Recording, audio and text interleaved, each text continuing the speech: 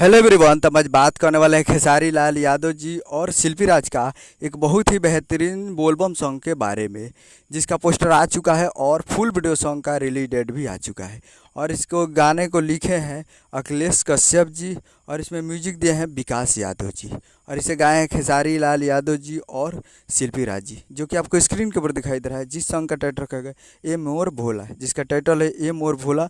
और वीडियो में है खेसारी लाल यादव जी और वायरल गर्ल ब्यूटी जी, फिट में है वायरल गर्ल ब्यूटी जी। और full video song release in on 5 जुलाई 2023 को सुबह 6:15 पे फुल वीडियो सॉन्ग को रिलीज़ किया जाएगा।